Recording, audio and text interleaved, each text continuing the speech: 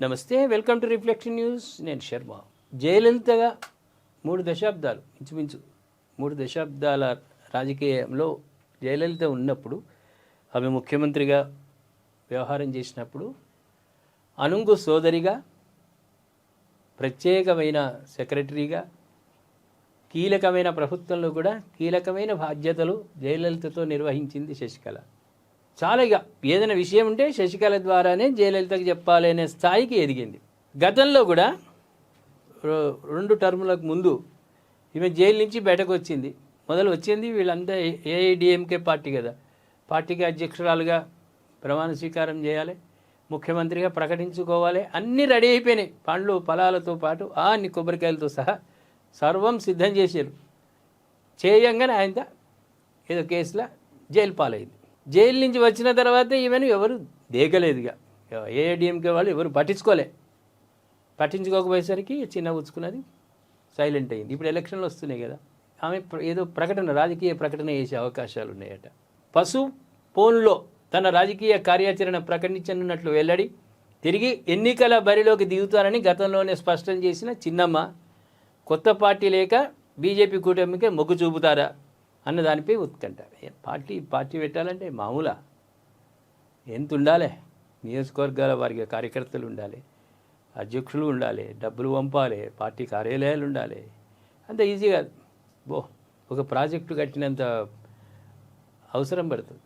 ఒక ప్రాజెక్టుకి ఎంత ఖర్చు, కొత్త పార్టీ పెట్టాలంటే అంత ఖర్చు. మరి జయలలిత దగ్గర ఏమైనా గుంజుకొని పెడుతుందా, లేకుంటే బీజేపీకి ఏఐడిఎంకే సపోర్ట్ ఇస్తుంది కాబట్టి ఆ పార్టీతో సంఘీభావం చెప్తూ బీజేపీకి మద్దతు ఇస్తుందా అనేది వేచి చూడాలి మనం. తమిళనాడు దివంగత ముఖ్యమంత్రి జయలలిత జయంతి సందర్భంగా ఆమె నెచ్చెలి వికే శశికళ తన రాజకీయ భవిష్యత్ కార్యాచరణపై కీలక ప్రకటన చేయనున్నట్లు చెప్పడంతో రాష్ట్ర రాజకీయాలు తీవ్ర ఉత్కంఠ నెలకొంది. ఇవాళ ఎంజీఆర్ జయలలిత స్మారక స్థలాల వద్ద నివాళులు అర్పించిన అనంతరం పసుపోన్లో తాను ఒక ముఖ్యమైన ప్రకటన చేస్తానని శశికళ వెల్లడించారు. ఈ పరిణామం తమిళ రాజకీయాల్లో కొత్త చర్చకు దారితీసింది. జయలలితకు 3 దశాబ్దాలకు పైగా అత్యంత సన్నిహితురాలిగా ఉన్న శశికళ ఆమె పాలనలో తెర వెనుక శక్తివంతమైన వ్యక్తిగా కొనసాగారు. 2016 డిసెంబర్లో జయలలిత మరణానంతరం క్రియాశీల రాజకీయాల్లోకి ప్రవేశించి అన్నాడీఎంకే ప్రధాన కార్యదర్శిగా నియమితులయ్యారు. శాసనసభాపక్ష నేతగా ఎన్నికై ముఖ్యమంత్రి పీఠాన్ని అధిరోహించడానికి సిద్ధమైన తరుణంలో రాజకీయ సమీకరణాలు నాటకీయంగా మారిపోయాయి. అప్పుడు ముఖ్యమంత్రి పన్నీర్ సెల్వం ఆమె నాయకత్వంపై తిరుగుబాటు చేశారు. అదే సమయంలో అక్రమాస్తుల కేసులో కోర్టు తీర్పుతో శశికళ 4 ఏళ్ల జైలు శిక్షకు వెళ్లాల్సి వచ్చింది. జైలుకు వెళ్లే ముందు ఆమె ఎడప్పాడి పళనిస్వామిని ముఖ్యమంత్రిగా ప్రకటించారు. ఈ 2021లో జైలు నుంచి విడుదలయ్యే సమయానికి అన్నాడీఎంకేలో శశికళను పూర్తిగా పక్కన పెట్టారు. పార్టీ నుంచి బహిష్కరణకు గురయ్యారు. రానున్న అసెంబ్లీ ఎన్నికల నేపథ్యంలో పార్టీ ఐక్యత కోసం ఆమె చేసిన పిలుపును ప్రస్తుత నాయకత్వం పట్టించుకోలేదు. గత నెల రోజులుగా తన మద్దతుదారులు, మాజీ నేతలతో సమావేశం అవుతున్న శశికళ తాను మళ్లీ ఎన్నికల బరిలోకి దిగుతానని గతంలోనే ప్రకటించారు.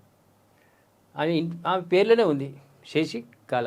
అళ ఇది కళ, శశికళ అళ ఇది కళ. అంటే ఆమె అనుకున్నటువంటి ఆ ముఖ్యమంత్రి పీఠం కలగానే మిగిలిపోయే అవకాశాలు ఉన్నాయి. జయలలిత ఎక్కడ,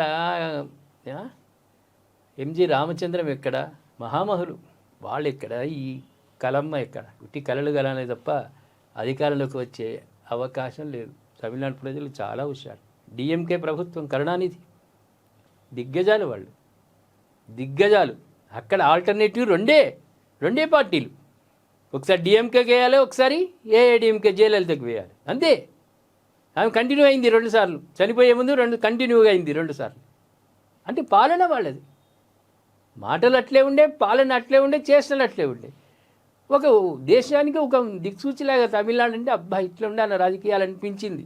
వాళ్ళ యుద్ధ రంగాలు వాళ్ళది ఎక్కడ, ఈ జైలు ఈమెది ఎక్కడ? అబ్బా శశికళది.